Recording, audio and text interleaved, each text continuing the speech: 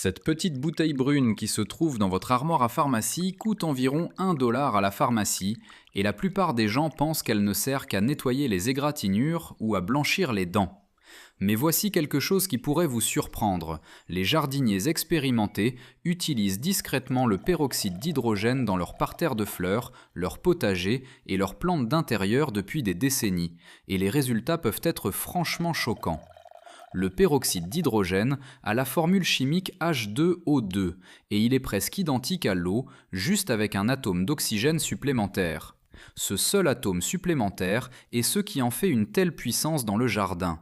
Quand il se décompose, il libère de l'oxygène pur exactement là où vos plantes en ont le plus besoin, tout en agissant comme un désinfectant naturel, un fongicide et un combattant contre les parasites.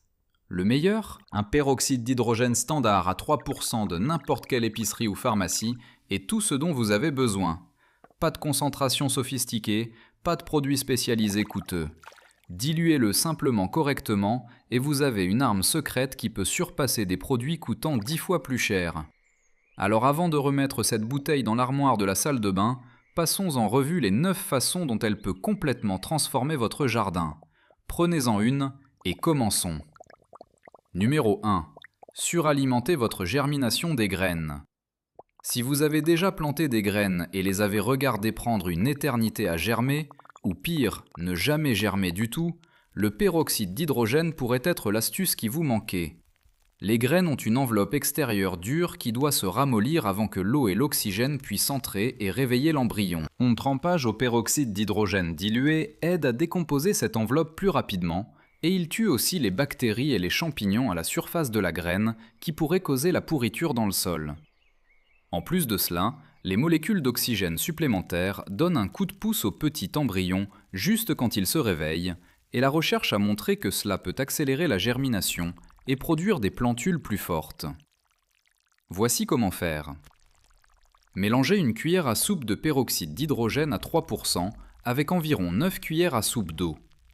Cela donne environ une solution à 0,3% qui est assez douce pour à peu près n'importe quelle graine. Laissez tomber vos graines dedans et laissez-les tremper de 30 minutes pour les graines délicates comme la laitue ou les tomates, jusqu'à quelques heures pour les graines plus dures comme les pois ou les haricots. Puis rincez-les et plantez comme d'habitude. Ne soyez pas surpris si les choses poussent des jours plus tôt qu'elles ne le font habituellement. Numéro 2. Éliminez définitivement les moucherons fongiques. Si vous avez des plantes d'intérieur, vous connaissez probablement la douleur des moucherons fongiques. Ces petites mouches semblent apparaître de nulle part, planent autour de votre visage et refusent de partir. La plupart des gens tapent sur les adultes et mettent des pièges collants, mais cela ne combat que la moitié de la bataille. Le vrai problème est souterrain.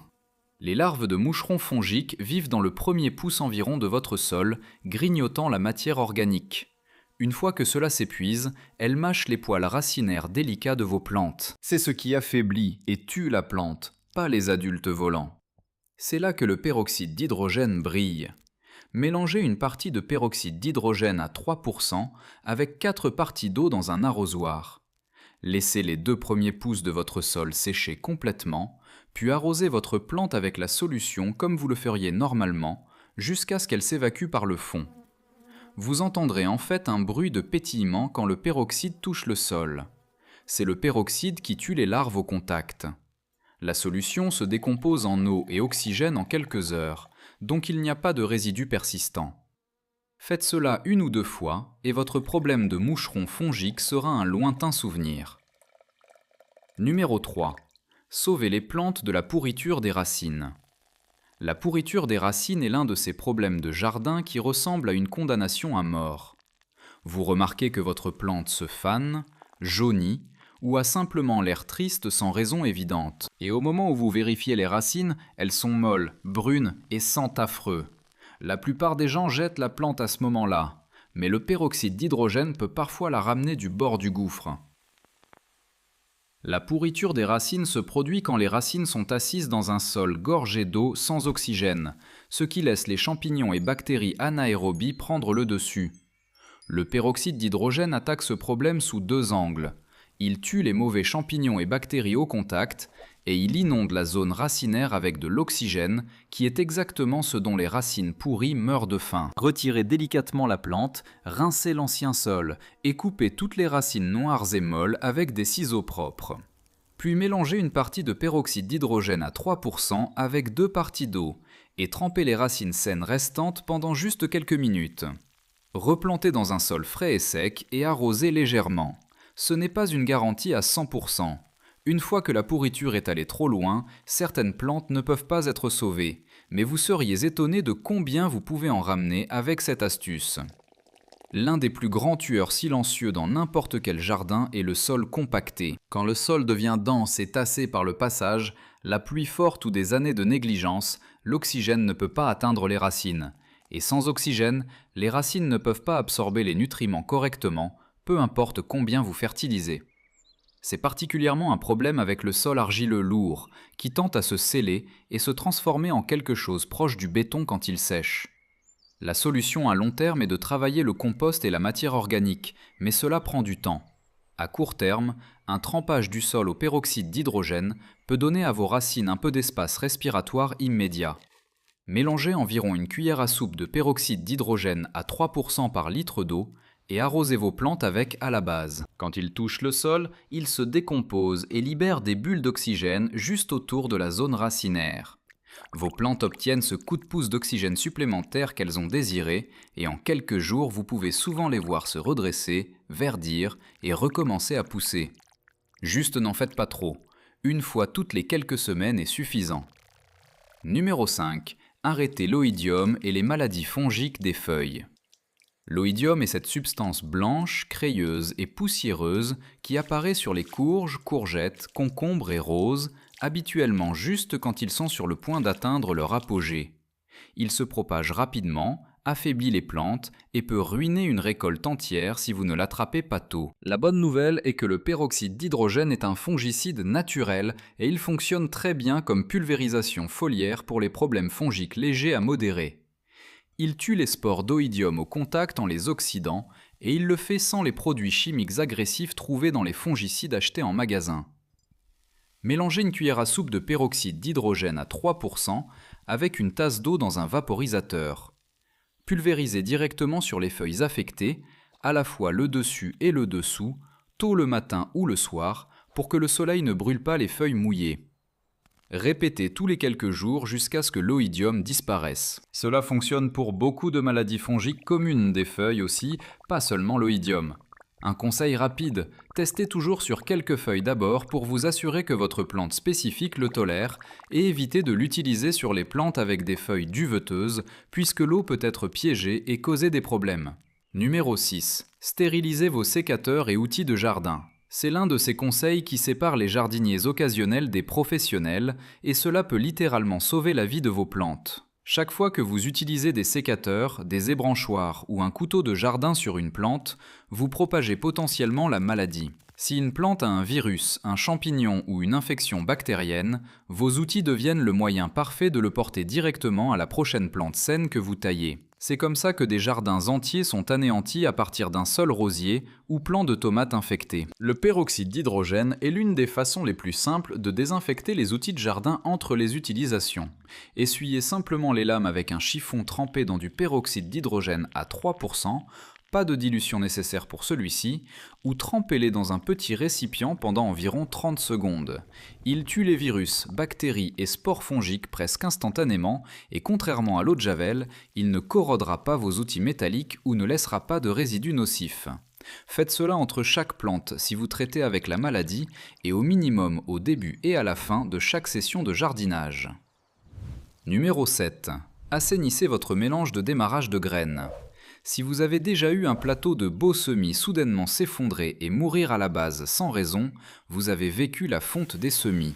C'est déchirant, surtout après avoir passé des semaines à nourrir ces graines. La fonte des semis est causée par des champignons du sol qui attaquent les jeunes semis juste à la ligne de la tige, et cela peut anéantir un plateau entier du jour au lendemain. Le pire est que ces champignons peuvent se cacher dans le mélange de démarrage de graines acheté en magasin, même de marques réputées. Le peroxyde d'hydrogène est une solution simple. Avant de planter vos graines, pré-traitez votre mélange de démarrage de graines en l'arrosant avec une solution d'1 cuillère à soupe de peroxyde d'hydrogène à 3% par tasse d'eau. Cela stérilise le mélange et tue toutes les spores fongiques cachées sans nuire aux graines que vous êtes sur le point de planter. Vous pouvez aussi utiliser une version légèrement plus faible, environ une partie de peroxyde à 3% pour 6 parties d'eau, pour arroser vos semis pendant leur première semaine de vie. Cela aide à les protéger pendant cette étape vulnérable précoce et donne à leurs petites racines un petit coup de pouce d'oxygène en même temps. Numéro 8. Nettoyer et désinfecter les pots de plantes usagés. Réutiliser de vieux pots de plantes est un moyen intelligent d'économiser de l'argent, mais cela peut aussi être un moyen rapide de propager la maladie à vos nouvelles plantes. Les vieux pots ont souvent des dépôts minéraux croustillants, de la terre restante et le pire de tout, des spores fongiques invisibles, des bactéries et des œufs d'insectes de ce qui poussait dedans avant. La plupart des gens rincent leurs pots avec de l'eau et s'en contentent. Ce n'est pas du tout suffisant. Pour les assainir correctement, mélangez une partie de peroxyde d'hydrogène à 3% avec 2 parties d'eau dans un seau ou une cuve, puis trempez vos pots pendant 10 minutes. Utilisez une brosse dure pour frotter tout résidu de terre ou dépôt restant, puis rincez avec de l'eau propre et laissez-les sécher au soleil. Cela fonctionne pour les pots en plastique, terre cuite, céramique et même les plateaux de démarrage de graines en plastique. Vous vous retrouvez avec des pots qui sont véritablement propres et sûrs à réutiliser, pas juste des pots qui ont l'air propres. C'est une petite étape, mais cela fait une énorme différence dans la santé de votre prochaine série de plantes. Numéro 9. Gardez vos fleurs coupées fraîches plus longtemps. Cette dernière n'est pas techniquement sur le jardin, mais si vous êtes le genre de personne qui aime couper des fleurs fraîches de votre cour et les apporter à l'intérieur, vous allez l'adorer. Les fleurs coupées meurent dans le vase principalement parce que les bactéries s'accumulent dans l'eau, bouchent les tiges et empêchent les fleurs de boire. Ces petits paquets de nourriture pour fleurs qui viennent avec les bouquets fonctionnent en partie en tuant ces bactéries. Le peroxyde d'hydrogène fait exactement le même travail pour une fraction minuscule du coût. Ajoutez simplement environ une cuillère à café de peroxyde d'hydrogène à 3% par litre d'eau de vase avant d'arranger vos fleurs. Il garde l'eau propre et claire, empêche ce film visqueux de se former sur les tiges et peut prolonger la vie de votre bouquet de plusieurs jours. Changez l'eau tous les quelques jours et ajoutez une nouvelle éclaboussure de peroxyde chaque fois. Rose, tulipe, tournesol, marguerite, elles répondent toutes magnifiquement à cette petite astuce. Quelques rappels de sécurité importants. Avant de courir au magasin, quelque chose rapide à garder à l'esprit. Utilisez toujours du peroxyde d'hydrogène standard à 3%, le genre dans la bouteille brune de la pharmacie. N'utilisez jamais de peroxyde de qualité alimentaire à 35% pour le jardinage général, à moins de le diluer beaucoup d'abord, parce qu'à cette concentration, il est sérieusement dangereux et peut brûler votre peau. Aussi, diluez-le toujours selon la tâche que vous faites. Plus fort n'est pas mieux ici.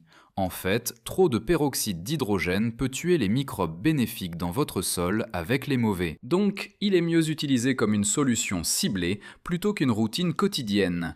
Et mélangez toujours vos solutions fraîches, puisque le peroxyde commence à se décomposer dès qu'il est exposé à la lumière et à l'air.